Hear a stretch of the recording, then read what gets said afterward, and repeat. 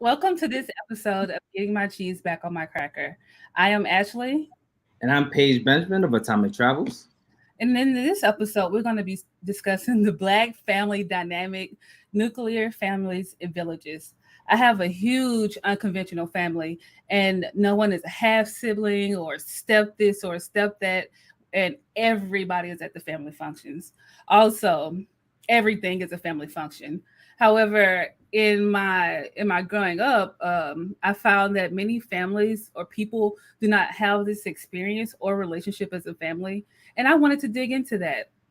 So we have So, a special guest today, but so, but yeah, before we begin, you got a blended family. My dad was a Rolling Stone to an extent. I might not be as big as a Rolling Stone as your daddy was, listen, but I mean, I have brothers and sisters on my mom's side. I got brothers and sisters on my dad's side. And I think to your point at the beginning of the story of the intro was, I never understood the concept of half sibling, right? mhm. And that was something that I found interesting.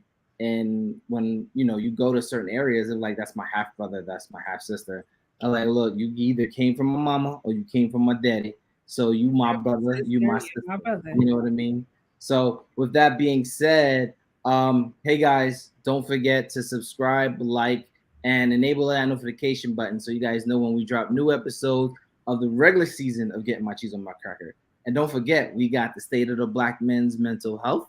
And Ashley, We also have our brand new series, The Wellness Collective, about women, specifically Black women, and women's issues as it regards mental health. We have a lot of great topics that we have coming up. It airs once a month. Episode just aired, so you can catch it on YouTube or Facebook. awesome, awesome. And let's introduce some of our panel. So we're gonna do them one at a time. So as you get on stage, please introduce yourself. Oh, well, hey. Hi, I'm Rhonda Curry Coffee. Ashley is one of my little sisters. Okay, okay. Hi. Hello, everyone. My name is Sharon Pitts. I am the eldest of the Fabulous Nine, is what we call it. I'm the eldest daughter, I should say, a girl of the Fabulous Nine. Hi, I'm Alana, and I'm technically the baby. Sister. Hi, I am Ranisha, and I met Ashley and Hey. you all through the Royalty Project. Awesome, awesome. Hello. Well, thank you all for joining. Look at this beautiful. Like, I mean, is this a wellness collective episode? I can't tell. Do I need to leave? Do we need to be women's only Wellness conversation Collective right now? featuring Cheese on My Cracker. It's Okay. always the ones that look put together that you need to pay attention to, right? Got you, Yeah. got you, got you. Alrighty, so now that we have everyone on the screen, let's go ahead and hop into our discussion. Um, with my family, we're pretty large, and there's a lot of different stories on how we came together. Not quite like the Brady Bunch, um, but upon introduction, I noticed that our parents controlled the situation. Um, the step my our stepmoms and my dad initiated the atmosphere that our family is a package deal. The other parents also instilled that there's a mutual respect and there are no half siblings or mothers. No one is to be disrespected. Um, how do you think this played into your relationship with other family members and other intimate relationships? Anybody could jump in. Well, I'll jump in since you guys are being shy, right? Um, so I'm the baby of all of my siblings, right? So between both my parents and my dad, I'm the baby child. And I honestly thought I was the baby for a very long time. I was 5 years old when I was introduced to my sisters on my mom's side. They came from Haiti and terrorized me because they thought I had taken away their mama from their daddy, and that necessarily wasn't the case. And then as I got older, um, I start to experience my dad's children. And it was interesting because we all lived separately, but we were somehow always together. My dad always found a way that no matter what happened, his biggest dream was to have all his children under one household. Well, the moms weren't having that. But every chance we got, we were able to do summers together with my dad. And when you have 2-3 families, you got 2-3 Thanksgivings, Christmases. As a kid, I was loving it. You know what I mean? So how does that have an impact on my relationships, my intimate relationships? I think it's made me yearn for more family, for more closeness. But at the same time, because in the making of this episode, I was kind of envious of y'all, right? Y'all had that family closeness that I'm like, I wish I had, because it was like we had the bickering, we had the baby mama drama for a little bit. You know what I mean? And sometimes I wish like it was a lot calmer, but it wasn't chaotic. It wasn't like on some baby boy type of stuff. You know what I mean? But it was, like I said, I was like, dang, these guys had it nice to an extent. To an extent, right? That's So, what I'll say is the difference for us, at least in my experience, is we did have baby mama drama. Make no mistake about that. times 4. We definitely had, times 4. Good point. But the respect part, right? That's what made the difference. We had it, the drama, but our parents, my mom, my dad, our dad, as well, they made it very clear that we were going to respect the adults. My mom made it clear early on, this is your stepmom, this is the other woman. When you're with her, you're going to respect her. And my dad made it very clear when we were with him and my stepmom and the other kids that you're going to respect my wife and my wife is going to respect your mom. That was just a given. We knew that. We did not hear the talk that we learned was normal and in most people, in most families and blended families. We didn't hear it. The kids didn't hear it. It was going on when we became adults, then we heard about it. But when we were young and informative, it just was not accepted. And so respect played a huge role.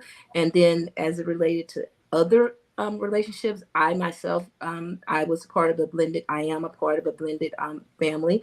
And for me, that's something that I just continued on with my son and his stepmom. I know, but you're going to respect her. When you're in her home, I know, but you're going to respect her rules. So I get that. And even with my son today, he knows he has a blended family. And the thing I tell his partner is, look, hey, my grandson's mom, she's not going away. She's never going away. She's always going to be that.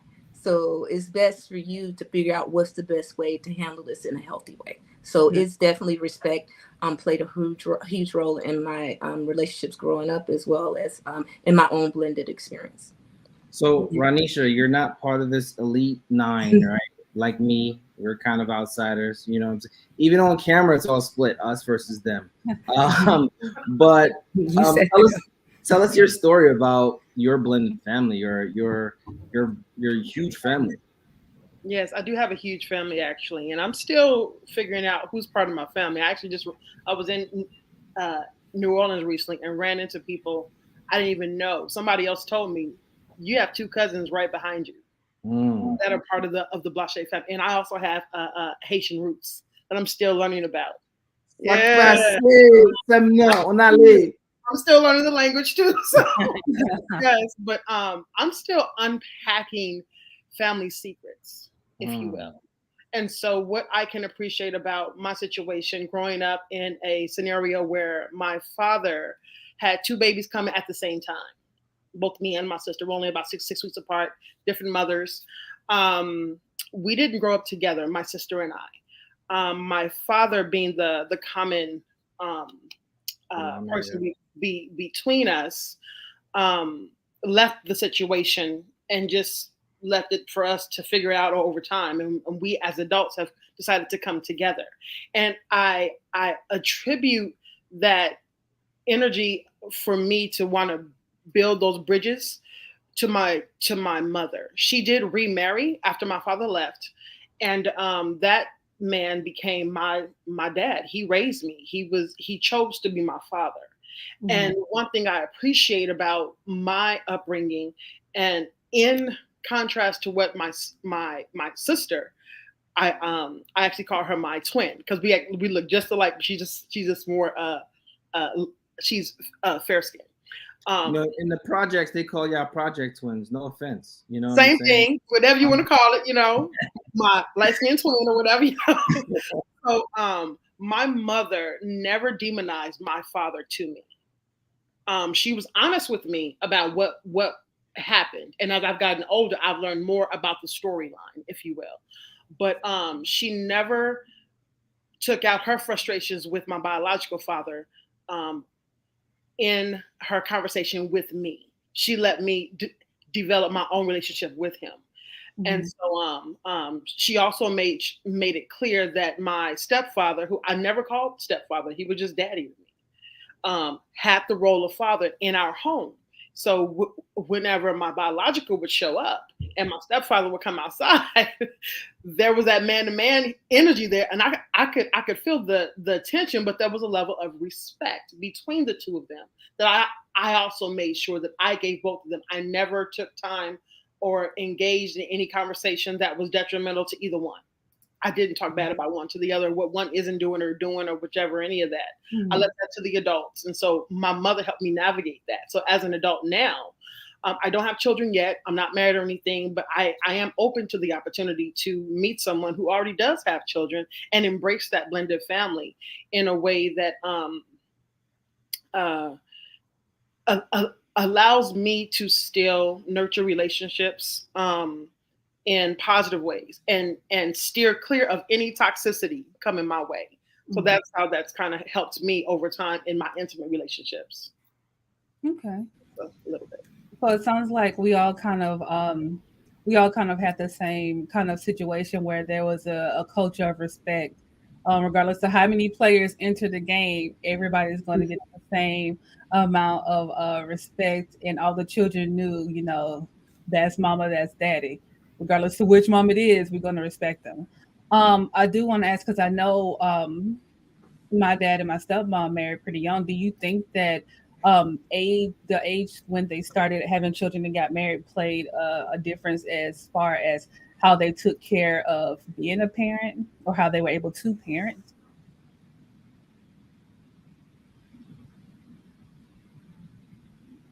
Who was that addressed to? This is anybody. So it's a conversation. I'm so sorry. Yeah. So yeah, this is a conversation. You can jump in anytime you want to talk, anytime you have anything to say. I'd like to give my take on that. It's ironic that Sharon and I, in preparation for this call this afternoon, we just happened to be on the phone for something totally different, but we started talking about this show. And that was exactly what we spoke about as to the understanding of the age of the adults at the time of our coming along. Just to put this in a little perspective for the viewers, our mother, Sharon, and I, along with the other two brother siblings, our mother was the first in the series of moms with our dad. So we're the older children of somewhat the older children of 9, but like Renisha, some of them are sprinkled in within there, but we are the older. But even us being the older, we didn't get a full understanding of our full nuclear family until we were maybe, at least for me, I may have been 8. When new people start coming into the family circle that we knew of, the 4 kids and my mom and my dad, of course, but he was not with her. So for me, I have to, in my life now as a 50-year-old adult, I have to look back and be like, okay, so when I was 8, how old was my mom? How old was my dad? And I realized they were just 23, 24. They were definitely young in the grand scheme of things. So the way that they handled things at that time, I need to take myself back to that time in my age and try and understand what my mental was about as that young adult. Was I ready for kids at that time? You know, how did I deal with my affairs at that time? Was I, you know, was I financially stable at that time? Things in that mentality I have to think about as far as my parents, because it sheds a lot of light on how they actually did something special to me when making sure that we all as siblings knew each other, and that we all as siblings respected each parental individual that came into our circle. Now that circle is huge now, but it started a little smaller. But when it initially started, we gradually as a family learned that kids stay in kids' place, and adults will allow you to know the information they need you to know so that we can work together as a cohesive family. So, and they did that in the 20s. I mean, I probably wasn't ready for that type of mental awareness, if you will, at that age, because I probably would have been as Paige said, that ghetto mom that would have gone off on the next person who took my husband or something to that effect, and talked about that individual to my kids, you know, just thinking of my age and mentality at that time. So it was a special thing that they did as far as building the respect with us from a young standpoint, from our young age and also theirs. And to piggyback on that, you know, how old I spoke about me being 5 when I figured out I had other siblings, right? But like, how old were you all? And you know, if it's current, if it's like yesterday, you ain't gotta say how old you are. But how old were you? How many days old were you when you found out that you had other siblings? I think me and Ashley were like 11. 7. No, when we found out, like first we were like 7. When Mama told us that we actually had older siblings, and then we didn't actually meet them until we were 11. So we had the general idea that was floating around that, oh my goodness, we have brothers, because we already had sisters, but it was like, oh my God, we have brothers too. So it was all new to us, but then we actually got to meet them, and it was like, they know us too. What? So it was like that. Yeah, I was I was 6 when we were part of a traditional family up until the age of 6. Then that's when our parents split, and then shortly after that we inherited a stepbrother. That was Craig, and then a year or so after that, a brother was on the scene. Well, he was born, but we didn't actually see him until he was maybe about 4 or 5 years old. So he was there, but I don't recall. By the time I saw him, I just remember a little boy jumping in the car with us one weekend when we went to visit with my dad. And later on, that's your brother. And then by the time I was 19-ish, I guess, actually, Lana, I knew. Oh, did we lose you, Sharon? Oh, we're back. Okay. Did that just happen for everyone? Did everyone just like that? Okay, good. All right. So I knew. So when Ashley and Lana, when you all were born, we knew of you. We knew that there were a set of twins through our older brother. He overheard a conversation. So we knew. We were just, no adult ever per se came and said, hey, my mom did. She said, I think y'all got a set of twins out there. But we had already known that because our older brother had told us. But as far as seeing them and really them coming to life, it was what Alana said at the age 11. Probably when they were 10, we started hearing a lot more. You know, my dad was going to visit and everything, but it wasn't until they were 11 that we actually got to visit and see them. Wow. So you're talking about roughly every 3 to 5 years, you're meeting a new sibling.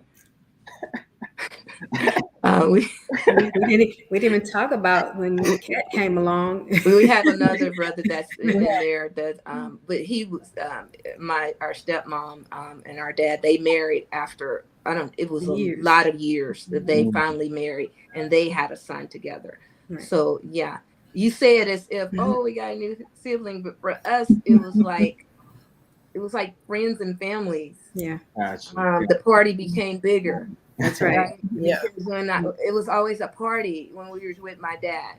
Gotcha. It was always, we're going somewhere, something fun. We're doing something fun. And it's not just 4, now it's 5 of y'all. Now it's 6 of y'all. Now it's 9 of y'all. And we're doing it all together. Family gatherings, events. That's for our family.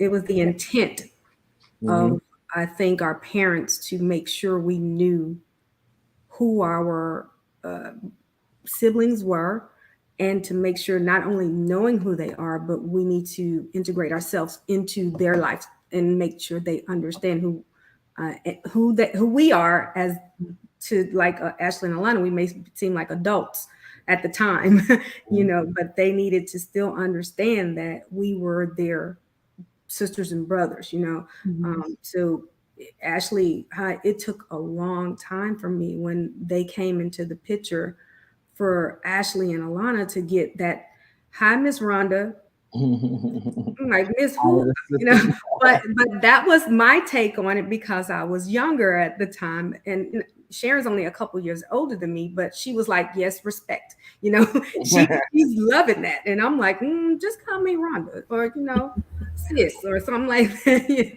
So it's just, I think but the thing you don't want to miss is when Ashley and Lana came on the scene, we fully embraced them. It was like this huge thing. Let's take them shopping. Let's do this. Let's go here. We got sisters. Yay. That's normally not the introduction that most people No, it's not. Right.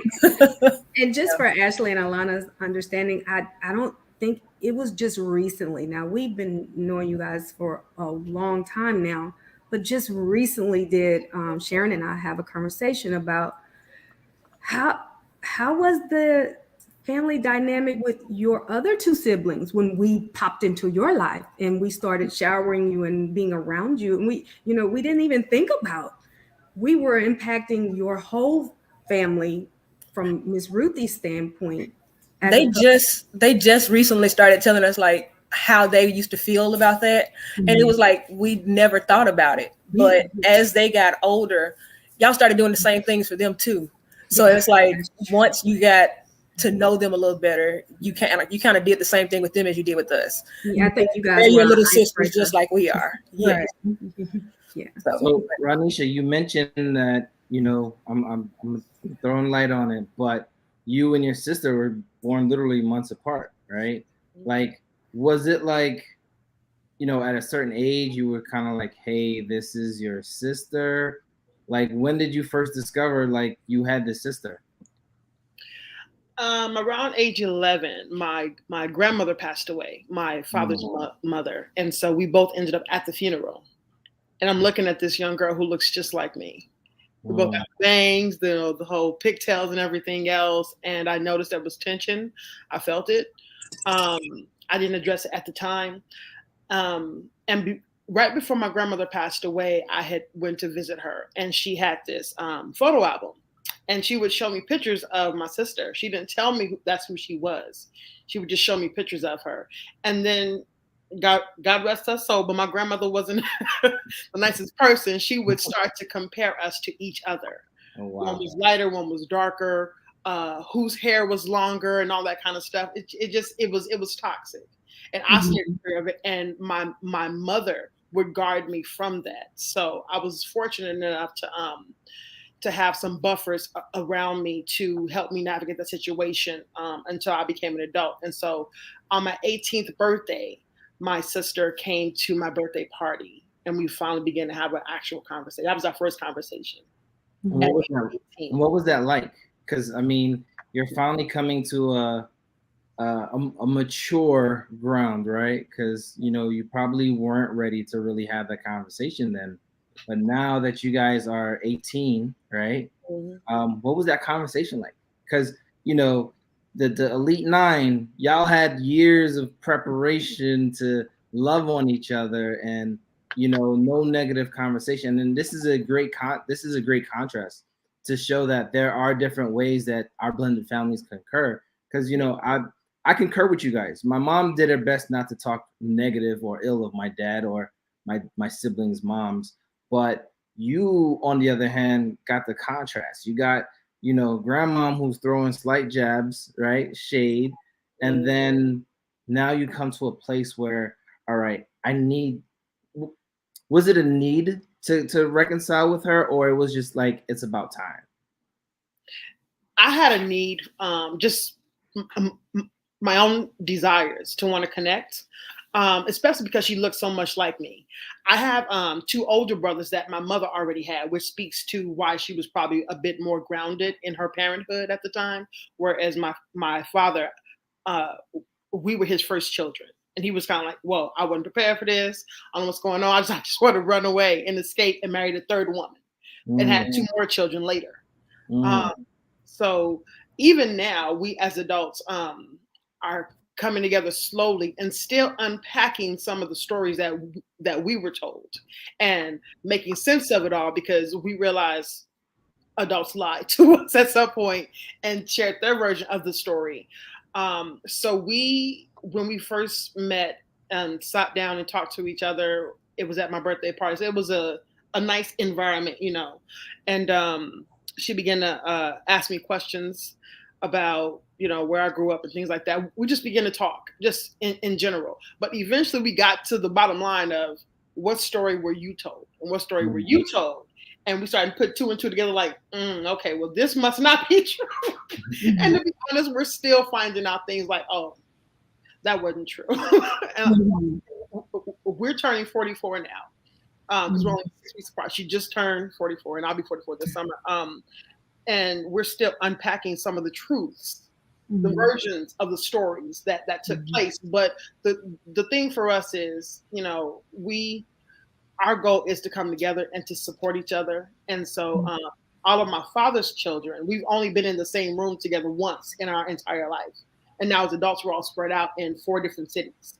And then I also had siblings from my stepfather, and they were all older than me.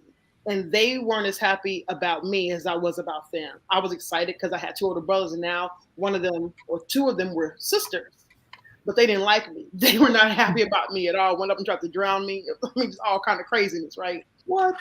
Yeah, man, I know, right? I still have flashbacks to that. I understand your feelings. I know the feeling. Yeah, but you know, I have to look at and just thank my mother for keeping me grounded in the whole process, because no matter what anybody else's feelings were, I always came at it as positive as I could, and always tried to approach them with love. Even to this day, my stepfather passed away, and at the funeral, that stepsister who tried to drown me was there. Woo! I'm still being worked on. I did not disrespect her, though. I embraced her. I kept those ideas in that conversation alone.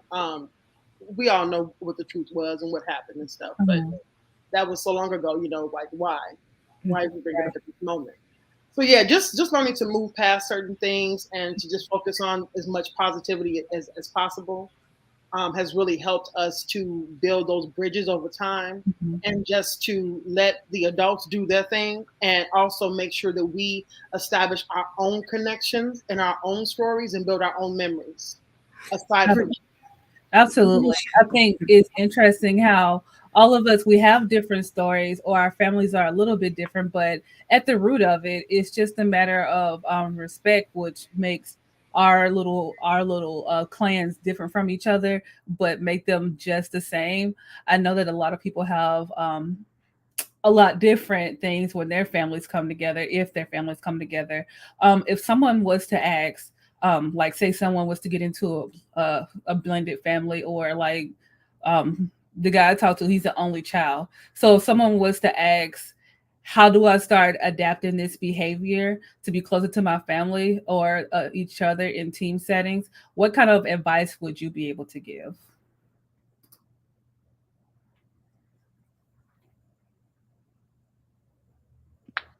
If I can jump right back in on the note I just left and say that same idea of establishing your own personal connections, so that the energy that I'm bringing to my sister isn't coming from my mother and her mother, who did have a physical fight. I mean, it was ugly, right? You can only imagine both two women, both pregnant, finding out they got the same baby daddy and all that stuff. So creating our own connection, not believing in hearsay, because people will tell whatever story will make them look good at the time. And uh, so in an organization or a team setting, it's making sure that you have personal connections with each person individually, and you always take it to the source before hearsay and all the other like stuff begins to fester, rumors and things of that nature. Take it to the source, air it all out, get to the bottom line, and focus on the truth. In time, especially as children, just navigating what to say, when to say it, how much to share, how much is too much too soon for different ages, but also remembering to not underestimate children and their ability to understand things, because there's things that were kept from us at certain, up to a certain age that I realized I actually knew some of, or I noticed it myself and didn't have the courage to ask more questions at that time because of the respectability politics, if you will, to adult children. But it would have been more helpful to me to navigate that situation earlier or to process it better, knowing that none of it was my fault at that time as a child. Because children tend to think that things are their fault when they're around certain parents, or I don't want to cause more friction, so I'm not going to ask these things, or I'm not going to ask to spend more time over here because there may be some tension. So allowing children to speak up and using their voice early on to ask questions and just being honest to the extent that is, I'm trying to say healthy. I know it's always a fine line, right? But just trying to navigate that and letting children speak up. I do want to tap in because I know I asked a question, but I think Renisha, you said a lot of things that kind of honed in on kind of like my thoughts, because our family, we have a special family, and when even as a child in our community, we grew up in Alana and I grew up in Mississippi, and everybody else was in Houston, in Texas. Even as a child, when we found out we had siblings, there were people saying, you don't want to be around them people. Those people ain't no good. There were people saying things to us, and we're sitting here, it's 9, 10, 11, 12. And so I was excited to know I have big sisters and big brothers, because for my mom's kids, we're the oldest. And I was like, yes, I have a big sister and big brothers. But then people are saying, oh, no, you don't want to be around those people. So when we actually did get to meet them, it was the excitement of, these are normal people. These are people just like us. So I think of what you said about being aware of children are people too. And I like the fact that I paraphrased it, but that's pretty much what you said. And I do like the fact that you said that. I think Rhonda looked like you was going to say something. Oh, no, I was gonna say, for me, I like have this mission in life to help people in blended families. We just had cousins over this past weekend.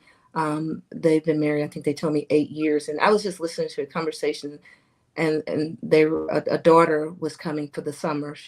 They were going to pick her up. She's going to spend the summer with them. And I said, okay, so y'all ready? They said, oh, she stayed with us before. I said, yeah, she stayed with y'all before, but she's been part of a whole different world for a whole year. She's going to come into your world, and she's going to have to adapt to a new way of doing things, and it's going to take time. So it's stuff like that. The way I try to help individuals to give them a glimpse into what a blended family, a healthy blended family looks like, and also some of the obstacles that they're experiencing that they may not realize the reason they're experiencing it is because they're in a blended family. He said, he made a statement. He said, I try to tell her, some things, but she thinks I don't know what I'm talking about, blah, blah, blah, blah. Well, he's telling her things specifically about his daughter and how she should treat his daughter. And she's obviously that she may not receive that well. But it was an opportunity to say, hey, look here, you all, because then she said, we argue over things that we just should not be arguing over. I said, it's probably because you really have not sat back and thought about what your world looks like now that y'all are together. Y'all just brought she has a son that she brought into the marriage. He has a daughter that he brought into the marriage, and they're trying to do life as if that's normal. And so what I do to help them adapt is paint a picture for them of their reality. You have all these different worlds that you're bringing together, and that child has to try to figure out where he or she fits in every time she changes worlds. He or she changes worlds, because you're going to whip them back into your way of doing things this summer. But the reality is, all that stuff that you're trying to get out of her, that's her reality when she goes back to her new world. And they're going to whip everything out of her that y'all just put in her. So it's really helping them understand what's a healthy way, to think through where you are in this relationship, where you want to be, and how these different worlds coming together are impacting you mentally and impacting your decisions and your conversations. That's from a blended family perspective. In team building, I use the exact same thing. Respect people, understand where they are, get to know them, what's their story, because their story is going to tell you why they act a certain way, why they do certain things, why they may not feel you. But then you're not just learning that to use it against them. You're learning it so it can help you communicate in a healthy way with them. Right. For me, the way I would explain it to someone is to first look internally, understand who you are as an individual, and how you may be able to bring a different perspective of your life into someone else's before bringing them into what you're used to. Adaptation in itself is trying to learn how to fit in. And if you can't fit in with your own personality, and if you can't fit in with your own understanding of how things operate, then how do you think someone who's looking at you is going to be able to understand you for an individual and then listen to you trying to teach them something? No. So I think for me, you have to learn who you are as an individual, look within self, internalize yourself, and then if you have the understanding of what you can bring to an individual, then you step out and say, hey, I know who I am. Let me explain to you who Rhonda is. And you tell me who you are. And now I can understand from your point of view, okay, so I think we have this in common, or we have that in common. And then now we can both move on with learning each other and how we can navigate our future together. So that for me, the adaptation is an internal start to make sure you know you, and then pass on your wisdom to the next person. And can I just add this one thing, because I was thinking about it, because we're giving all this great, this is how you do it. But at the end of the day, you have to have a measure of drama control. I call it drama control because that's really what makes the difference. I heard Ronisha say some things, she just don't want to go there. It's, you have to, because the reality is drama is around every corner. Everybody's going to have something to say or perspective that you don't agree with, and vice versa. So you have to have a certain measure of drama control where you just bear it and say, I'm not going there. I want a certain level of happiness and peace, and I want this unit to work. So we're not going to entertain the drama. So that's and normally the person who does that gets the most flack, but they also usually Sharon. Usually Sharon, right? The person usually who Sharon. gets the most flack, but as you bear with it, you actually create this cohesive unit with the people in your circle, because they start respecting that, you know, okay, when we're in this circle, it's no drama here, or you're going to have drama, but it's going to be limited. Somebody's going to say something. It's not accepted. It's not the norm. It should not be the norm. Yeah. Absolutely. We have a family group chat where we'll talk and we'll celebrate stuff and we'll do everything. And the minute somebody come in with like something negative, it's usually always Sharon to come in like, oh, okay, so we're gonna just move on to something else completely. It's like she doesn't ignore it, but it's like we're not gonna focus on that. We just she don't change the subject. She says this is not the place for this conversation. Right. Yes. You start another group chat to have this conversation. And I'm at work like, oh, clutching my pearls. I know, right? Yeah. I wish I had a family group chat. Ranisha, you want to be in my group chat? You start one. Start one. I was about to say. Yes, let's do that. Start one, because we started ours and it has grown, and it's just beautiful. The things that are even now, y'all notice the young generation getting in on it now. Yes, Our young our niece, my nieces and my son and stuff, they're chiming in. Before, you wouldn't even know they was part of the group chat. That's right. Now all of a sudden they're sharing stuff. They're saying, you know, giving a high five. We're creating a unit, right, for us, where you can be safe and you can feel love and you can be celebrated. One thing that I think I love the most about our family, aside from the fact that we get along like we do, everything is a celebration. Where two or three are gathered, you know, God is in the presence. But when there's at least three curries in a gathering, it's a shindig. It's a kick. People coming through, kitchen plates, playing some kind of game with cards. We're getting ready in 2 weeks to celebrate my dad's birthday with our annual get together that we had to pause because of COVID. But I realized a lot of families don't do that. Even growing up, my mom's side of the family, we used to have family reunions and there's hundreds of people with the same last name. Do you think that the culture of how our parents grew up affected how they created families and how in turn we create our families, or how we navigate familiar relationships? I'll jump in real quick.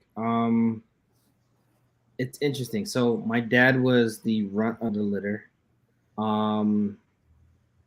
And he was passed on a lot of the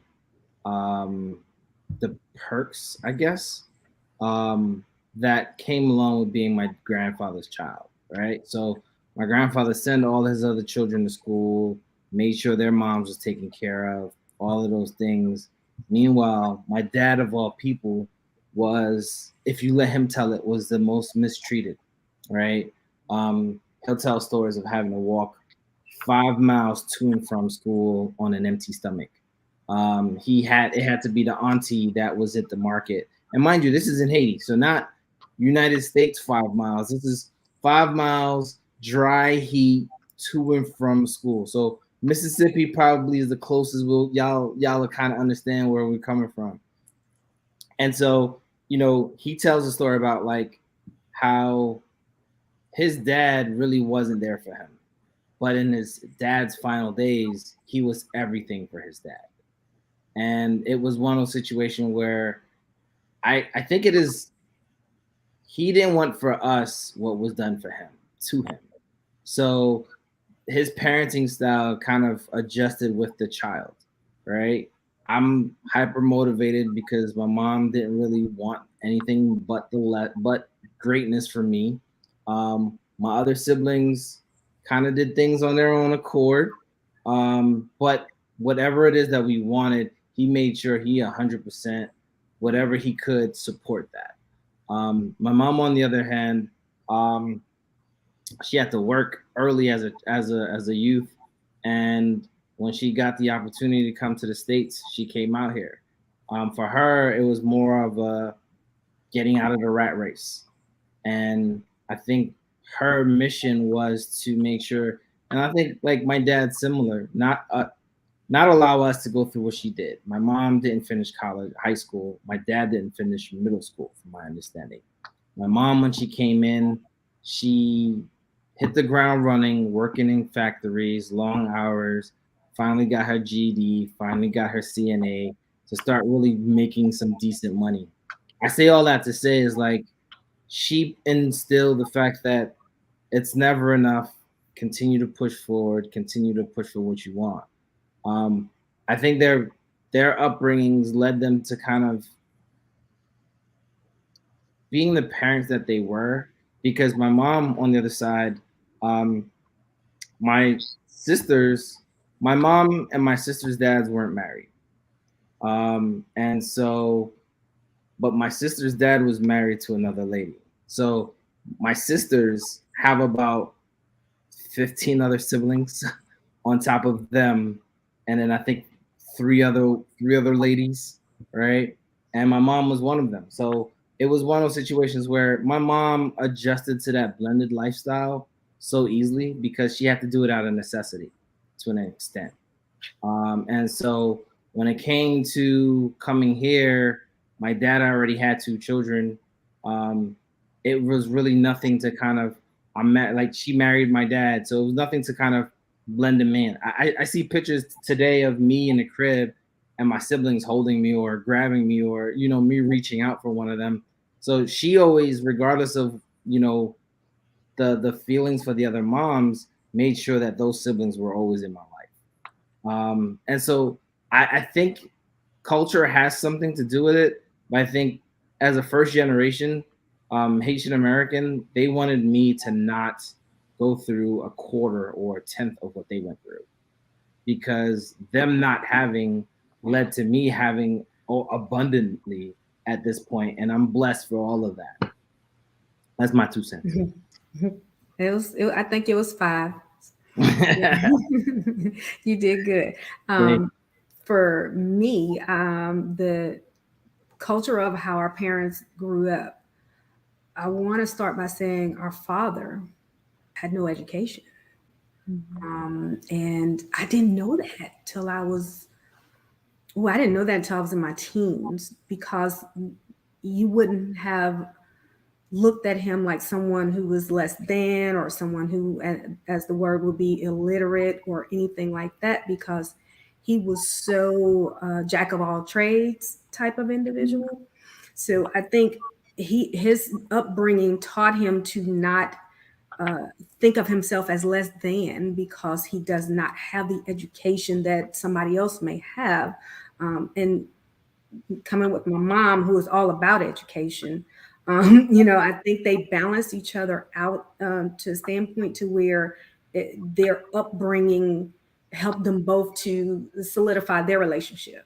You know, and she respected him despite the educational aspect of the situation, and he respected her because of the educational aspect and what she could bring to the family that they were about to bring in. So for me, I think that's how it affected the creation of us and how they came up with understanding. I respected, from my mom's point of view, I respected your dad. I didn't throw his education at him. I didn't disrespect him nor his mom and his family, who did not like me.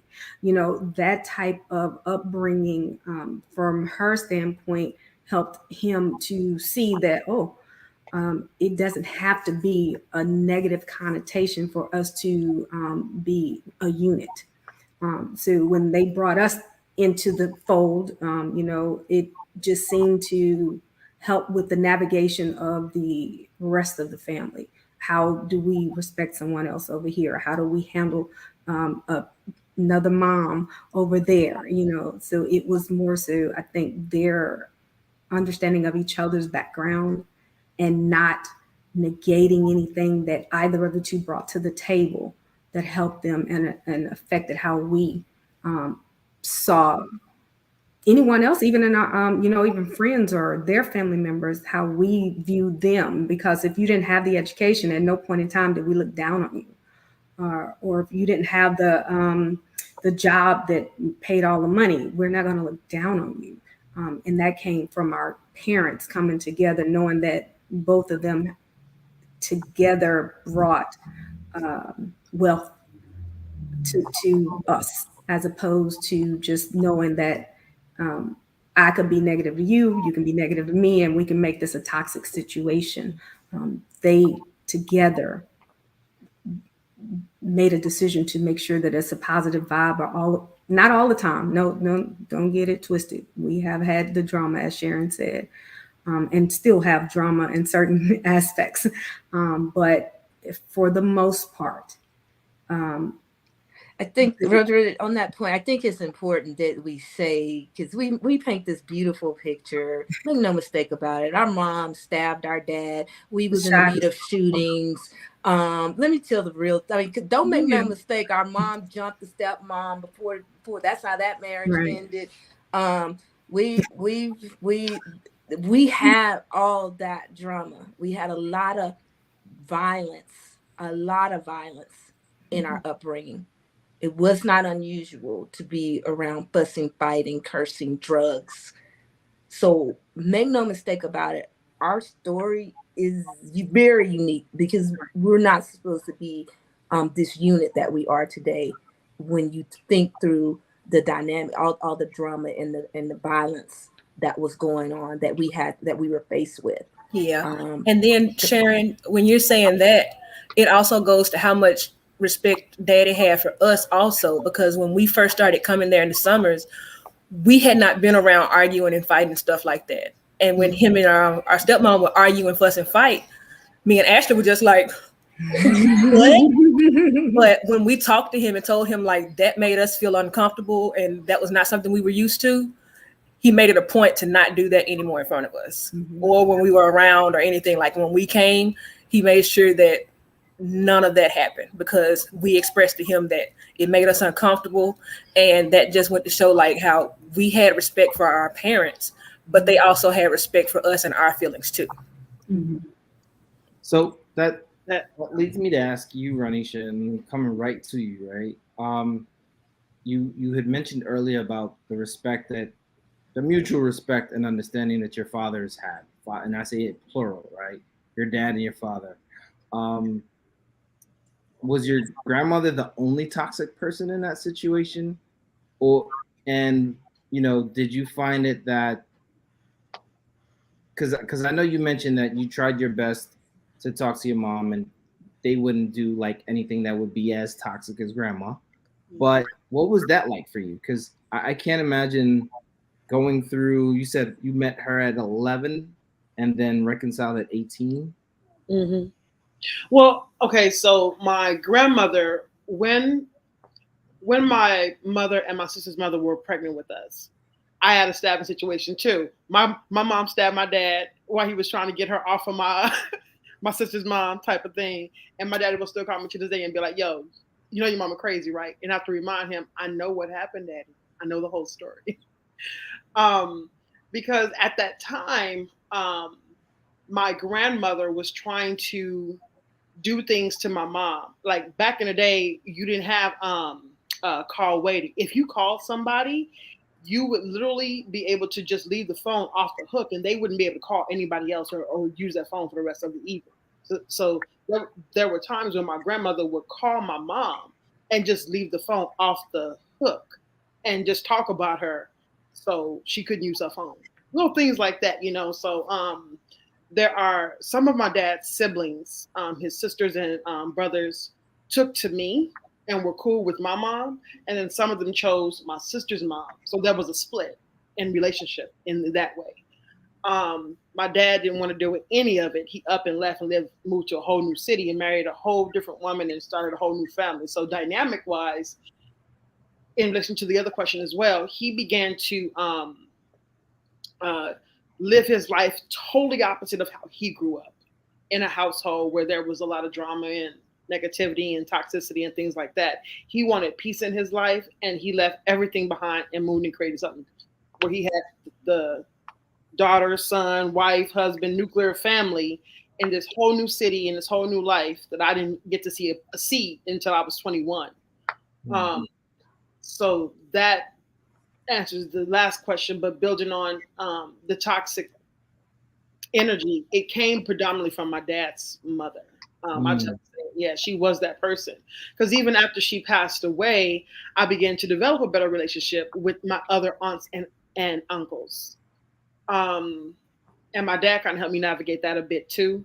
But you could still tell there was a little bit of tension based upon whose loyalty lied with which mother at that time. Mhm. So Mhm. there was toxicity there, as well as,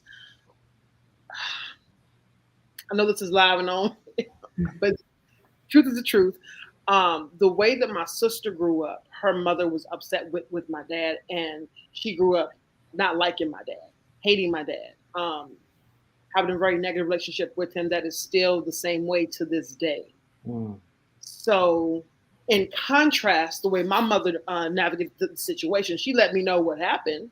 She was honest, but she also allowed me to build my own relationship with my dad and create my own connection that was positive. There were times when I had negative encounters with my father, but I also held on to the good times, if you will. So, there's everybody had their faults, their toxic roles in the whole situation in general over time, but the majority of it has become a lot more positive as people have gotten older and matured. I'm Mm. still. I will share that I've been doing some shadow work myself to unpack some of my own insecurities or just things I'm trying to navigate. And I realized that in my relationships, not only intimately but even professionally, the way that I uh, deal with people in authoritative roles, is related to how I navigated my relationship with my father. Mm. So, Knowing that. I actually want you to expand on that, because that's the next question I wanted to ask, right? Like, how did, and then this is for everyone, right? How did, and I'd like you to continue, Ranisha. How did your blended family experience allow you to show up in society, right? And as you continue relationships, work, friendships outside of the family, right? Like, how did that really have an impact? Because it sounds like for you, it was troubling because in some areas, um, that divide between you and your dad really had a long term experience, long term impact on Mhm.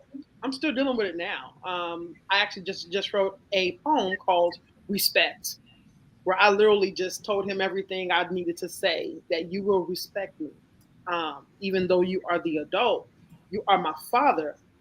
I have a voice, and I have uh, a, a right to my own feelings, and you will respect me. Um, and so, in that shadow work process, I figured out that my relationship with him has impacted my relationship in my career with other adults in my life, in ways that I always respected authority to a fault, where even as an adult, I didn't always speak up for myself. I would kind of go along with the flow, trying to be the peacemaker. And even when I tried to make my voice heard, um, allow other people who were in authority to shut me down and not push back like I should have. It's just now that I'm realizing that's what it's been and trying to figure out how did I even allow certain people in authority, in professional settings, to treat me in certain ways. I should say mistreat me in certain ways. And I've usually been that person who, if I'm not comfortable, I will up and leave that job. I've quit jobs. I've walked out, uh, woke up and packed everything out of my office and was gone the same day type of thing. So I'm just now at this phase of my life, getting to a point where I can just cut stuff off and be like, I'm out. I'm out. I will not take anyone disrespecting me. And I was just recently able to unpack and figure out where that came from. And it was dealing with my father, who would say things to me at times out of his own frustration with the situation, that I just took it and just tried to focus on the positive. But at some point, you got to stop and deal with those negative, toxic things. That yes, my dad would say certain things to me. He would get drunk and he would just talk at the side of his neck and say stuff that I would just take it as a child. So as an adult, I'm like, nah, bruh. I'm just gonna hang up in your face and do what I gotta do. I love you. I will never disrespect you, but you're not gonna disrespect me either. I would rather just not talk to you at all and let you decide when you want to talk to me with respect, then we can have a conversation. Until then, I'm good. Yeah. Just having that awareness allowed me to stand up for myself, even with people who I know and love, who I try to honor, but it has to be mutual, period. All right. I'll add that, like for me, there's two aspects to my personality that I know stem from my blended family experience. This growing up, like I said, there was a lot of violence. So cursing, screaming, yelling, fighting, that was real. That was a norm. And I remember making a conscious decision because I moved out at the age of 19, that the reason I wanted to move out because I needed some peace and quiet in my life. I wanted to create an atmosphere where I didn't have to be caught up in the middle of the violence, the yelling, screaming, cursing, fighting, because that's how people communicated. So in our family, respect is there, but it has a double-edged sword. We grew up where you do, like my sister said, what is it? Kids don't speak. They're not seen or heard. You know, kids, you just do what your parents, and they put this level of fear in you, and you follow the rules. So it worked for us in the sense that we respected each other. We learned to love each other in our unit of our siblings, but it did not work in society because being quiet puts you in this box that puts all these limitations on you. You limit yourself and your ability to actually grow and excel because you're following all these rules. You have all these hierarchies that you're trying to attend to because you need to respect the hierarchy. So I had to learn. I started in corporate America at age 18, working in an executive office. And I brought that respect into it that I grew up with. And I kept realizing, wait a minute, these people, it's like I'm there, but I'm not there. You use me because I have this intellect that can help you, but you're not helping me get anywhere. And I'm assisting you in that behavior because I respect your authority. So I made a conscious effort when I realized early on, probably by the age of 20, 21, no, I can't do that. I have to start pushing the limits, and that's going to come across as Sharon being disrespectful. But it's going to be okay because Sharon is a full adult. I'm full grown. I tell people all the time, I say, you look grown, I'm full grown. Full grown means that I'm ready to take on the repercussions that come with my actions. And that means that I'm not going to come across the way that you may think I should. And in our culture, working in a predominantly white environment, I broke out real early on. I was that girl who would say, feel just as comfortable in an executive meeting as the executives, as the managing directors. People was like, who is she? She's the executive assistant. Her? Yeah, that's Sharon. You know, so I had to learn that there were some things that I grew up with that worked for me and they worked against me. And one was I don't do drama well at all. I always shut it down really quickly because I need my peace of mind. I'm a happy and a better person. And it's because I tell people, oh, y'all think I don't do drama because I'm just, no, I grew up in it. I know it. I know the impact of it. I know the effect of it. I know how it messes with your psyche and puts you in a dark place that is hard to come from. I don't want to go back there. So Sharon's not going to do drama. And I'm not that person that told the line in certain settings. I push the limit. And it's based on what makes sense for me and the people around me. I take into consideration the people around me as well. And I want other people to see, you know, whether they're Black, I don't care what color you're. I want them to see you do not have to be this person that goes below the radar. You are meant to be so much more. And you need to push some limits in order to make that a reality. Well, I'm totally different for Sherry. Bring the drama. This is true. That is true. That is true. I found that the way our family impacted my adulthood in team settings and work settings is that I meet no strangers. I give everybody the benefit of the doubt when they approach me. I try very hard to formulate my own opinion of people despite what I may have heard about them prior to meeting them, because from our family standpoint, like we said, it's 4 of us today, but then somebody jumped in another time, and then we ended up with 9. So you always accepted people and respected that person who you were accepting. So for me, I do the same with adults and people in social settings. I am what my husband will say, I am the social butterfly because I have, like Ashley said earlier, a family who where 1 or 2 are gathered, we're having a party. It's going to be easy for me to blend in a group. Now, I can't speak as a personal speaker in front of an audience, but if I'm blending into that group, I'm very comfortable in that social aspect. So for me, I can say that for work-wise, it helped me to not be so frigid with the individuals who are coming into my circle, and to also be able to see and listen to what they may be saying at that time to allow me to navigate through the conversation a little bit better. Because, sometimes people just start having a whole conversation about something different and thinking that you don't know anything about that topic. And I'm talking about the corporate work world, trying to test your intellect. They don't know where I come from. So they don't know. I can talk to you about what happened on the corner this morning, and I can talk to you about what happened at the Times, this afternoon, Wall Street. So do not, think that just because my appearance shows you that I may not be on your level, you don't know my upbringing and how, being around different social environments with my family, different levels of I don't want to say poverty, but levels of financial stability.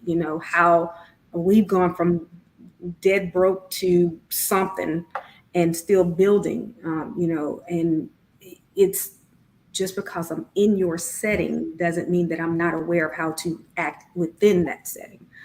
So the family, the upbringing, the blendedness, their personalities, Alana's, Ashley, Sharon's, all came together to allow me to know how I should react to a certain personality, such as Alana, who is a little bit more docile and quiet. So I can't come with my loudness all the time. I need to bring it down a little bit. Or Sharon, who's more direct and abrasive in some of her speech, I need to be able to debate. So I definitely understand the different personalities of how I pull that from my family that helps me through my social circles now.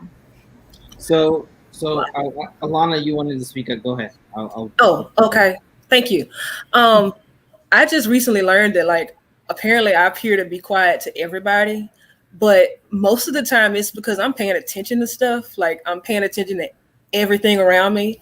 But that's because with my family, it's like it's not that you have to pay attention. You kind of just want to pay attention because you're really trying to observe every single thing going on around you, because you never really know what could be happening. It could be like 4 or 5 different storylines playing out around you. And it's like, I got to be quiet because I'm trying to hear this story and how it's related to this story and how it's going to be related to this story. So I'm like, deep down, I'm just nosy, and I'm going to pay attention to everything until I can piece it together. And then when I piece it together, I got you. I can She gets Sharon all the time. I call Lana. Okay, Lana, give me an update. What was this here? What happened here? And who did this? And what? Yes. I do the same thing at work. Like they're like, we just had a lunch the other day, and I was just talking about everything we've been talking about in our meetings and how one person is like doing this in the meetings and everything else. And they're like, we thought you were just really quiet. I'm like, no, I'm paying attention. I'm observing y'all. I'm trying to gather what I know about you so I can be able to understand you better. But I'm paying attention to everything you're doing. Even when you don't think I'm paying attention, I'm paying attention. So that kind of came from my family, because it's like you have to pay attention to everything. You can't just focus on one person or focus on this thing. You have to pay attention to the whole, because the whole group tells a story, and it's a drastic, drawn out story, but it's a great story. So you just have to learn how to pay attention to it. Yeah, I think it's a baby thing, right? Like as the baby, you gotta be like, sit back, watch all these grown-ups make their mistakes, and then realize I don't want to do that. I don't want to get beat for that. I don't want to do that, because listen, they didn't spare the rod when I was growing up, right? I was mischievous. I was curious. But then as I grew up, you know, I'm that person when I go places, I either want to be by myself or I just sit in a corner. I like to be a fly on the wall in every room if I could be. But I'm a pretty sizable man, so I can't be missed in the room. But I like what you said, Alana. You know, coming from a blended family, when I go places for the first time, I'm not, you know, I can't be like Rhonda and just jump in the mix and just kind of, it's so uncomfortable. I don't know people. I don't know how to react to me. I don't know how to react to them. They may not like my sense of humor. They may not like my directness. You know what I mean? Like, I feel like I have a blend of all of you, but you don't see past Alana unless I feel comfortable around you. Yeah. You know what I mean? And I think like as a baby, you've learned, or as the last child or one of the last children, you've learned to become a chameleon, right? Like I have literally pockets of friends. So like part of the question was also like, how do you show up in relationships? And I recently got married. Congrats. And thank you. It was a beautiful wedding. Thank you. And I had to figure out how to orchestrate my different pockets into one place. So I'm literally calling people, hey, I know you got problems with such and such. You good or you not invited? I'm good. All right. Hey, I heard you got problems with such and such and such and such. You good or you not invited? So people got friendly because they wanted to go to Morocco. So I appreciate y'all if y'all watching. But I say all that to say it's like, you know, having grown up with so many personalities, you somehow kind of grow up with multiple personalities, right? In a sense where you can, like, I literally can fit in everywhere once I get comfortable. It's rarely that I'm able to get into a room once I've got myself, or the ice has been broken. And the biggest thing for me is somebody either has to do an introduction or the ice has to be broken by the other party. Once that ice is broken, I'm gonna find somebody to talk to. You get all parts of me, you know. But I bring that up to actually follow up on the other part is like, romantically, how have our blended family impacted our ability to, one, consider seeking? Because Ramisha, you mentioned earlier, you're considering, you know, if somebody comes around and they have a child, you're open to the idea that, hey, you know what, I'm accepting of it. You've come to peace with that. And I believe Rhonda and Sharon, you both too are in a blended family or have acquired a blended family. I don't. Rhonda's not. I have. Okay, my apologies. Yeah. How did this blended family experience impact the way you saw relationships? Because, you know, whether they had a child or not, you're still kind of like interacting with their family. You know what I mean? You have to, because that's major. Yeah. For me, it's I wanted to be that mother hen, that stepmom that came in to the picture and embrace the kids, you know, of the other individual. I wanted to be that example where they can feel comfortable and they can feel loved, because I had that experience. Not that, keep in mind, there were 4 women in our family, and when my dad and my stepmom, we went through all kinds of stuff, you know, with our stepmom trying. Like I told my sister, I said, you know, when I thought about our stepmom, She was young. She came from a single family. She was the only child. She didn't have no relatives or anything like that. And we expected her to be an angel to us. Mm-hmm. That was not realistic. She didn't have nothing to go on. No, her parents had died by the time we were really connected. So I said she didn't have anything to pull from to help her understand the dynamics of. Actually, matter of fact, back then I don't think many people did, because it wasn't something that was talked about. It was actually a taboo to be in a blended family. You didn't even want to tell people that you were part of the blended family. So that was a stigma. So for Sharon, because I had a I guess a balanced experience. I had the drama and the craziness, but I had my siblings. You know, we made it work. It was beautiful. And I said to myself, you know, if I'm in a blended family, if I see a guy and I see their kid, I automatically get giddy. I'm like, oh, yes. You know, I want to be the best stepmother you've ever had.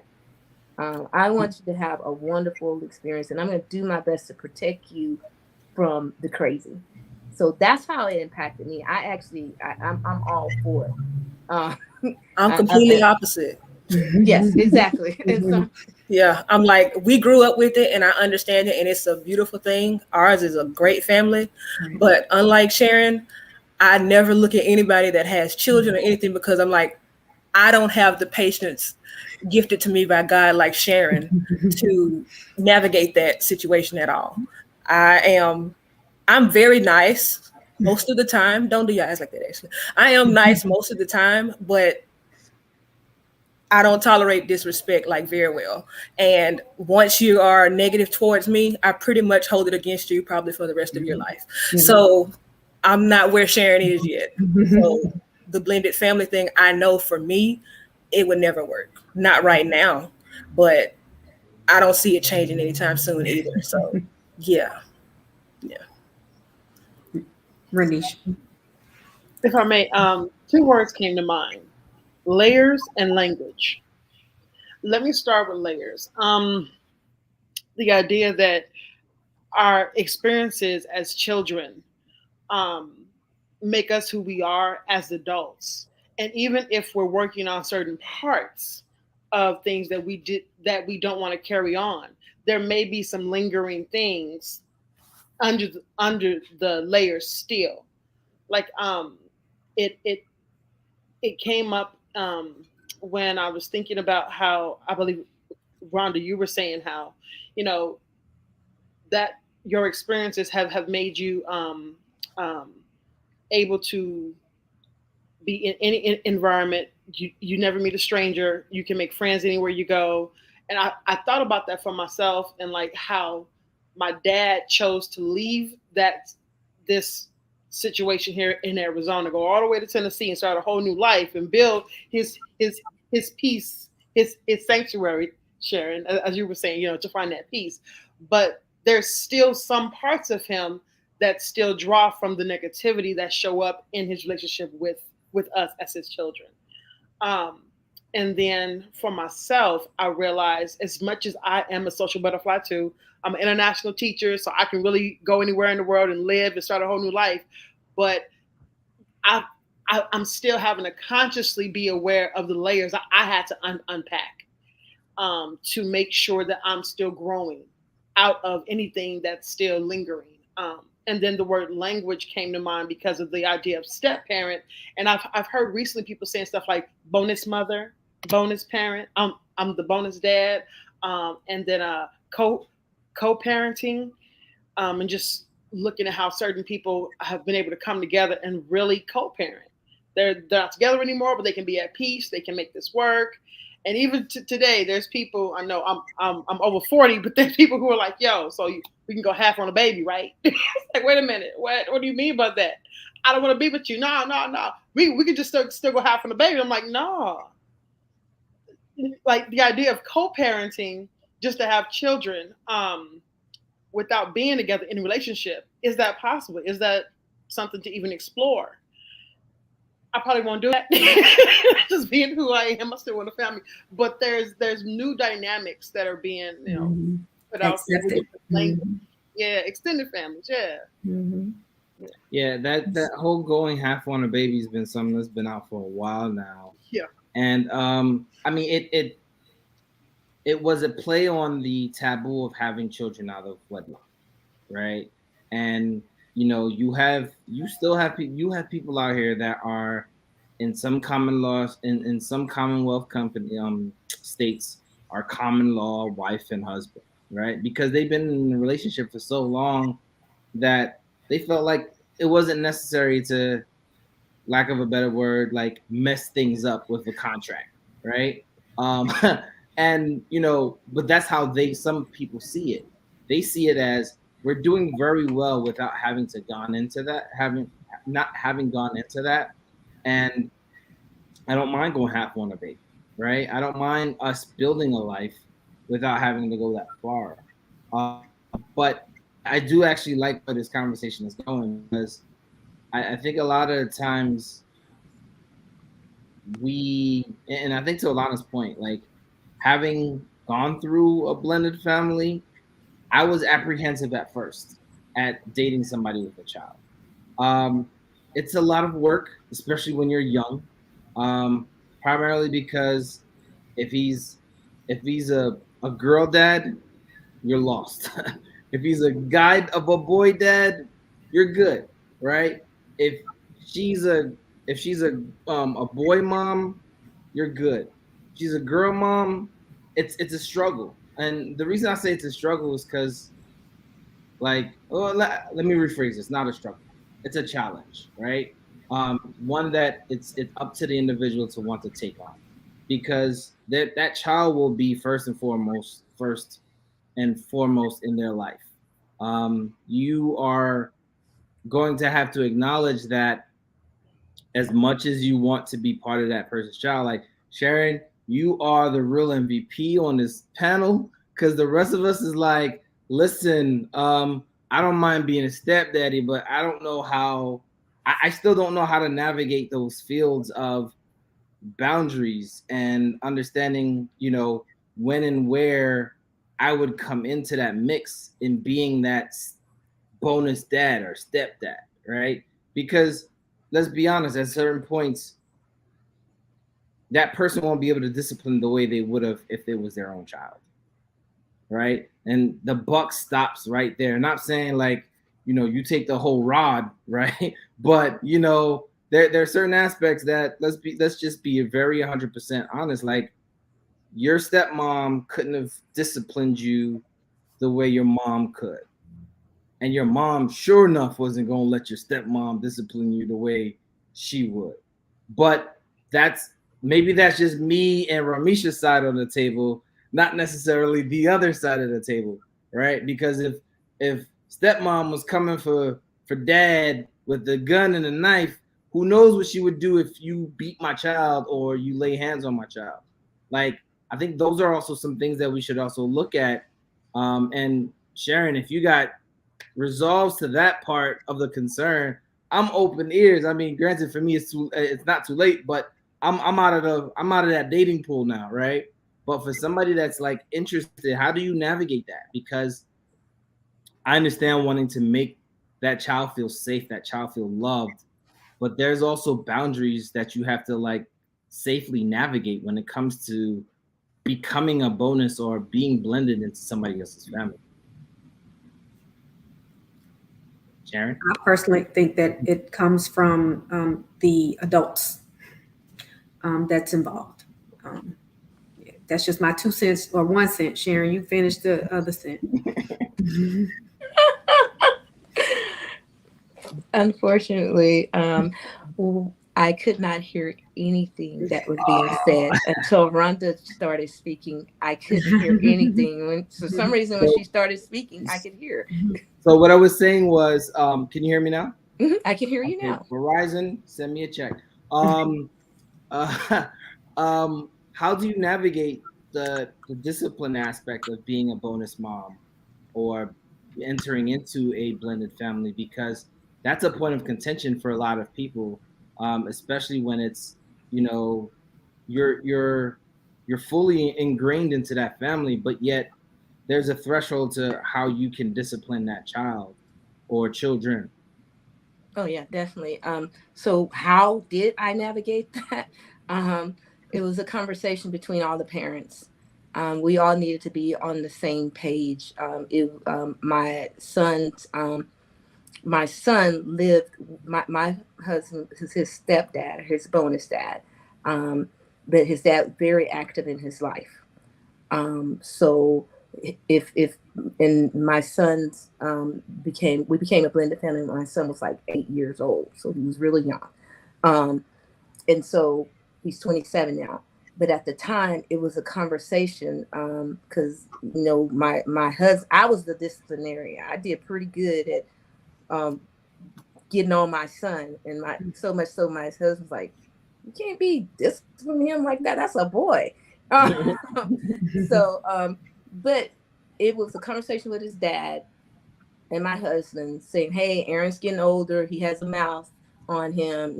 Something has to be done. My husband's used to, you get a whooping. His dad was like, I don't want another man whooping on my son. So let's find that happy medium. And the happy medium in that case was talking to my son and my son's father saying, I'm giving your stepdad, we've had a conversation, he will whoop you. I am giving the right for him to whoop you. He never did, but it was important that my son knew that he could for us. And like for my daughter, my husband's daughter, for me, it was, she kind of like followed the rules. So it was never, I'm going to whoop her behind or nothing like that. But did she need to be disciplined?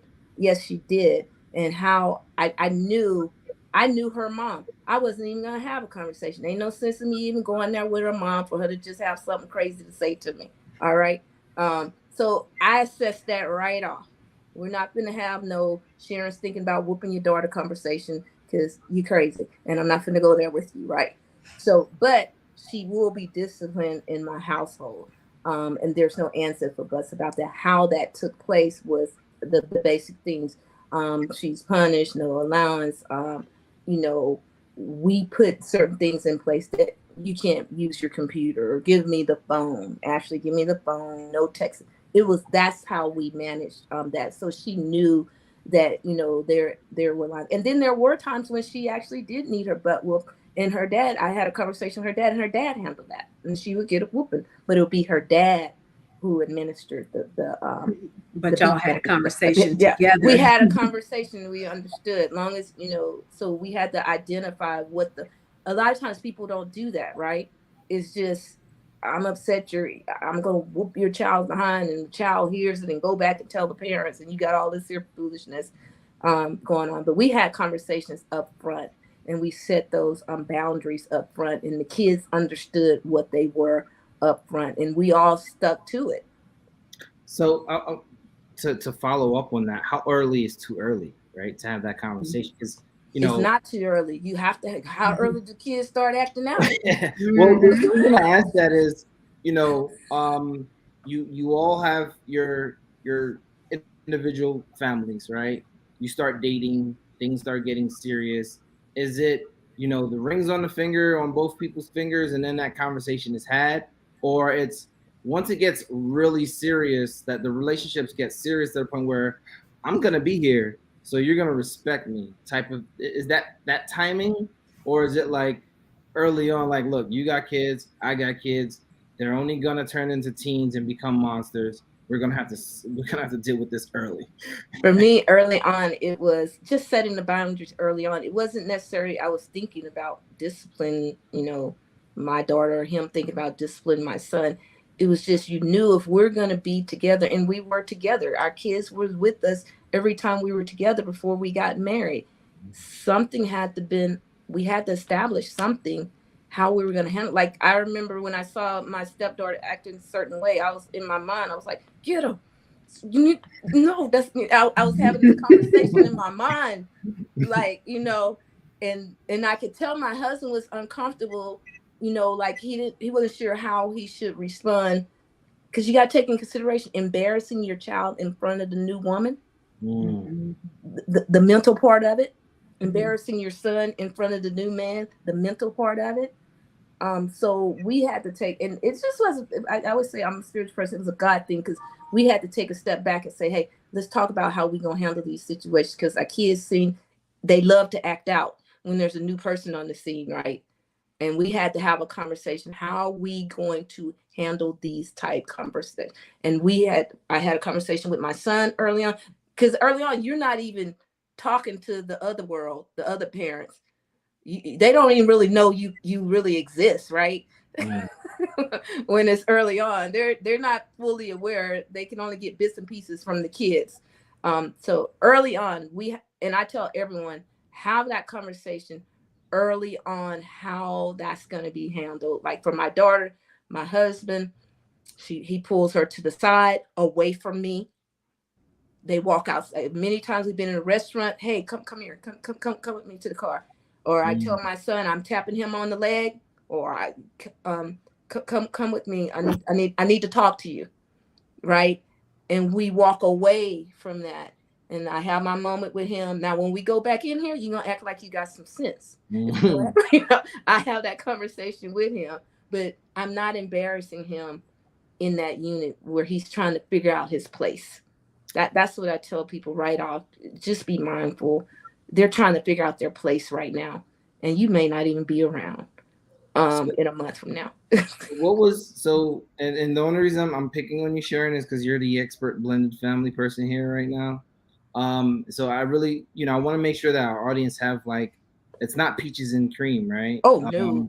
And so having, having gone through what you guys experienced, right, where the parents were able to kind of somehow make it seemingly look peaceful.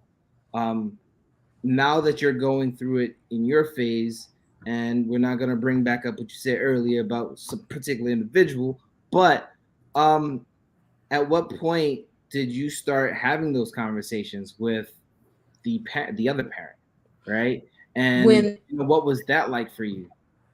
When you realize, well, that we're going to be together, we start talking about marriage, and things like that. We moved in together. My stepdaughter is going to come over. I pick her up. Like, my husband work out of town, so the weekends that he had to have her, I was the one that was picking her up. I was responsible, for getting her back to and from home. So some weekends she was just me, her, and my son. So that was early on when you realize that this is real. This is happening, and obviously I'm fully aware of everything I'm doing with her. If she's like, she probably didn't want to come with me, so now she has an attitude because her dad's not even going to be there, and so she's treating me some type of way. So early on, it's okay. Have a conversation. When you start realizing this, my husband, okay, I'm going to get Ashley this weekend. Have a conversation with her beforehand, lay out the rules of the road. And then he checks in with me and say, hey, how's Ashley doing? If she's acting a certain way, I'll let him know. Guess what? When they have their time and he's talking to her, he's having a conversation. Sharon told me this, can you do this? Having that conversation. But with the mom, I didn't even have a conversation with her mom about how I would discipline her. Her dad had that conversation. With her mom. That's where the relationship was. That's the person who needed to have that conversation. That's where a certain level of respect is at. And that's the person who I felt needed to have that conversation. Like, I had the conversation with my son's father. Then we brought my husband in at the time, the person that was entering my son's life. We brought him into the conversation.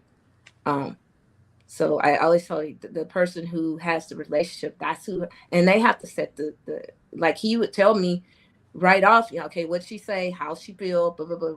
Well, she said this here, da, da, da, da, da, da, da, but I already told her that I'm the one that's going to be disciplined. Actually, she's having issues with adjusting, which makes sense, right? They're going to have issues. She's having issues with adjusting, to these new dynamics. He'll be the one if discipline is needed, to administer the discipline. But I knew, I still had some control. If she's with me, and if I had to take her phone, I'd have to tell her dad, please let Ashley mom know that I have her phone. Right. Because you have to, because her mom's going to try to call her. Mm-hmm. You're right. And I know there's no sense of me starting drama. I know her mom's going to try to call her and she's not going to be able to get her because I took the phone. Right. You know, so I just let him know right off, hey, let her know. And she was pretty cool. If she knew, she understood, I would hear her having conversations. And after a while, she'd be on board. Look, Miss Sharon hasn't done anything to you.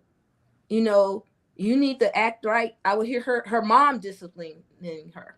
So, but the conversations had to start early on and they had to continue. I mean, this is I tell people all the time, this is the long game. Because even with my son was a year and a half older, and I say, hey, want to get Aaron a computer, you know, for his room. Oh no, he's too old. He's too young for that. But the next year, he wants to get Ashley a computer. The same age. That's the age that my son was last year when you said no.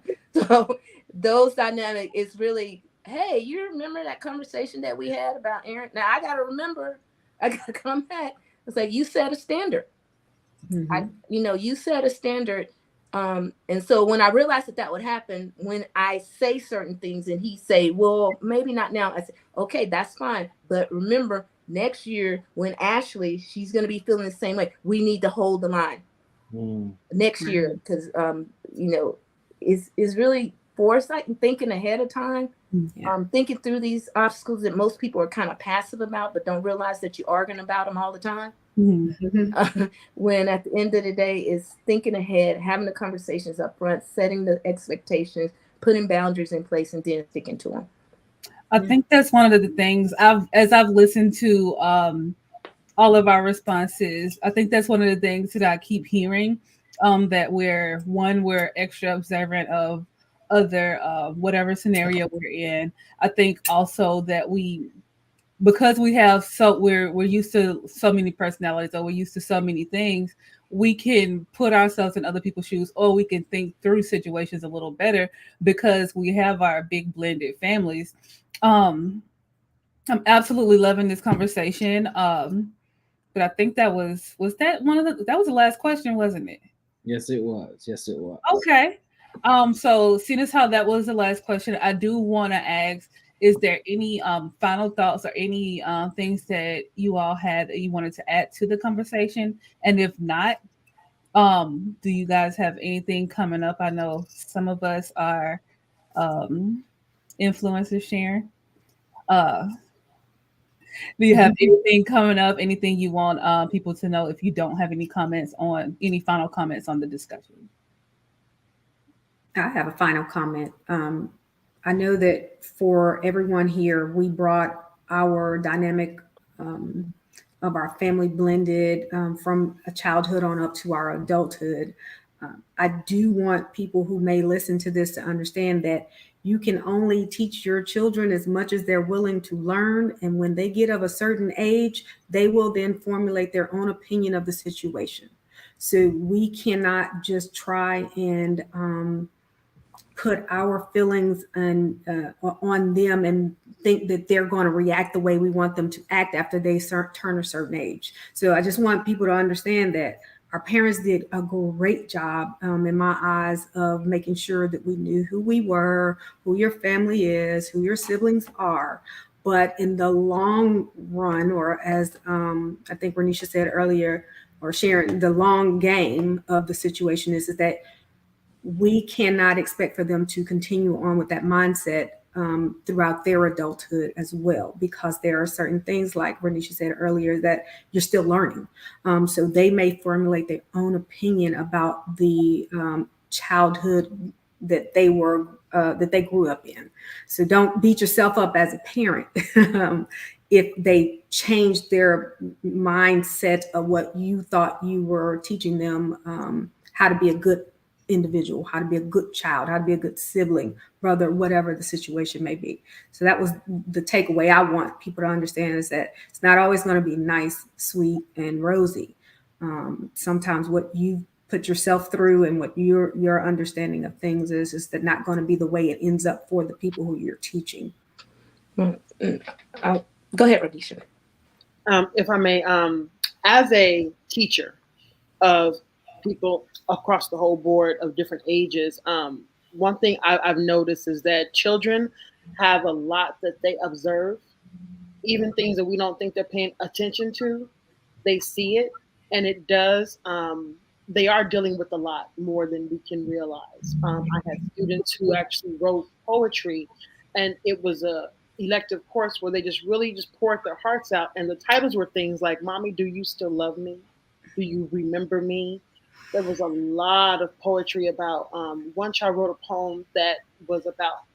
It was the words he wished his father would say to his mother to apologize to her. And these are 10, 11-year-old children, and they poured their hearts out. And that was stuff you would never imagine. And the entire book that they created was full of pain and trauma that they had been processing. So I had to make sure that I relate that to their parents during conferences and things, because children are holding a lot more than we realize, especially with social media and more information out there. They pay attention. So give, I would say, my final word would be to listen to your children, and even listen to yourself if you're still, as an adult, still unpacking things from your own childhood. To take some time to e- explore your inner child and what you may still be holding on from years past. Right. One thing, final comments, when I'm thinking about blended families, and I'm speaking directly to individuals who are in blended families or in a relationship that could turn into a blended family dynamics. What Ronisha said to me, the kids are the key. You have to think through, if you want a successful relationship, you have to get it right with the kids. Which means I want to say it's not about you, like the book goes. If you make it about the kids and being there, helping them sort through these worlds, I think these kids, they have more to work through than adults, because we have a life of experience to pull on. These kids, they don't. They only have what we're showing them and what the society is giving them. So if we're not working to influence them in a healthy way, then you best believe they're going to impact your relationship in an unhealthy way, if that makes sense. And it's going to come out in your relationship. And it's not, and you're probably living it. People are living it and don't realize why. But I tell people all the time, in a blended family, you have to make it about the kids. You have to seek to understand where they are, how are they processing these dynamics in their place, and make sure they have a place, to express themselves. And even if it's not the way you want them to express themselves, you have to understand that their world is different than your world.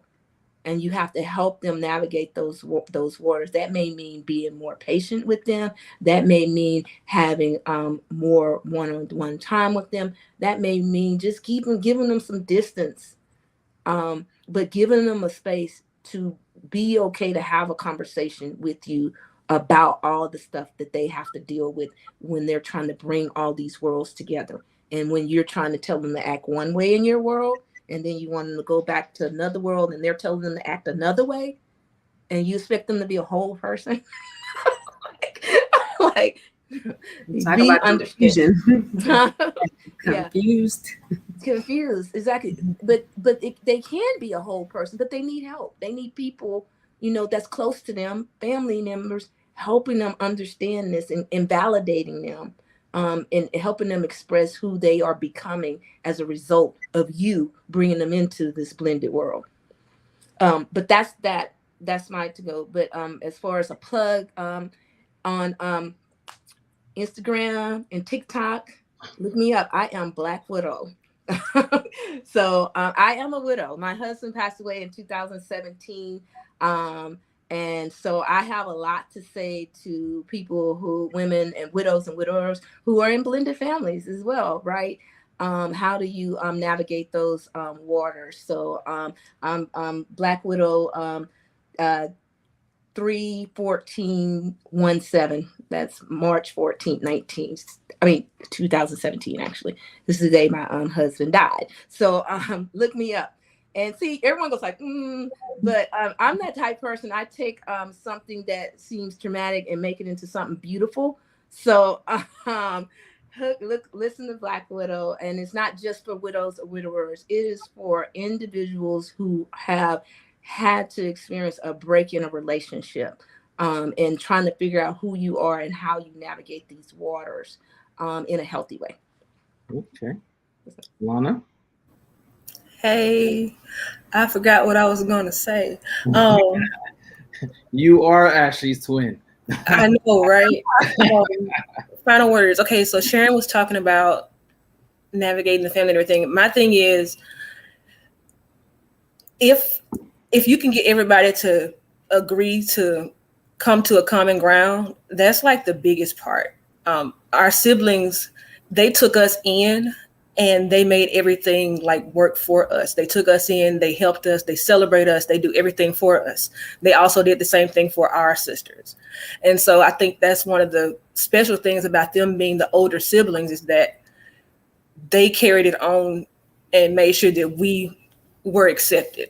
It was our dad and our parents that started it, but they also helped too. They didn't show any negativity towards it. They embraced us. And that's one of the biggest parts about a blended family. Like you were saying, you, Paige and Ronisha, like your other siblings don't really accept you or all the time, or like you have a hard time connecting with them. That was one of the biggest parts for me and Ashley, is that we never faced any negativity from any of our siblings, and they just accepted us. And that's one of the most important things to me, is because without them accepting us, we wouldn't interact with other people the way we do now. So they were a big part of our growing up, and that's what's made the biggest difference in our world. So if you are an older sibling and you have younger siblings, or you have younger people that are a part of a blended family, work with them to get them to understand that it doesn't always have to be negative. It can be positive, it can be beautiful, it can be great if you're willing to work towards it. As far as what I have going on, I go to work and I come home. So enough said. Gotta love that. Gotta love that. Yeah. I definitely want to thank you all for jumping on and really sharing your most intimate parts of being blended families. I want to add something that both Alana and I mentioned earlier. You know, the quiet kid in amongst the group there's nothing wrong. We just like to sit back and observe. Let them do that. I think sometimes we're bullied, we're talked about, and it's not because we can't dish it back. We want to make sure we're in a safe space, because especially what we're doing here, Ashley and I, we want to create safe spaces where people can talk about these things in an open space. We're live in front of how many people, and we want to continue this. We want to continue the conversations around blended families, offline, online, wherever we can. So if you guys have any questions, concerns, or comments, please feel free to let us know. We'll definitely share it with the group here so we can get some responses back. Ashley? I too appreciate all of y'all. In the last thing Alana touched on, I did want to say, I remember earlier, one of my first like grown-up conversations with Sharon, we were talking about, you know, comparing stories. Like as a grown-up, we were comparing stories about, well, why didn't we meet y'all? And it was I can't remember which story where we landed at, but Sharon said that don't have nothing to do with us. And I think that was the number one thing that I just love, because Sharon's like, okay, whatever happened between the parents, that don't have nothing to do with us. And I love that. I love we all family now, so I guess we need to go ahead and start in the group chat with everybody on the panel. Right. This has been a great conversation. I absolutely love the fact that you all allowed you all came into this safe space and you shared your knowledge, shared your wisdom. I appreciate everyone for coming on the show, making time for us. I appreciate everyone who took time to watch. Please be sure, if you have not already, whether you're watching on Facebook, click the subscribe button so that you can get a Facebook watch notification every time we go live.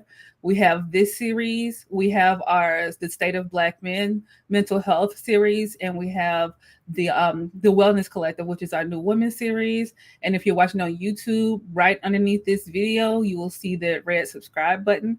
Go ahead and click subscribe. That word, click subscribe and turn on your notifications, and that way you can get a notification every time we have an episode of anything pops up on YouTube. Thank you so much. We have a comment. Thank you, Destry. Thank you so much for commenting. We thank you guys so much for watching. Thank y'all, and we'll see you again in a couple of weeks. Thank you. Peace.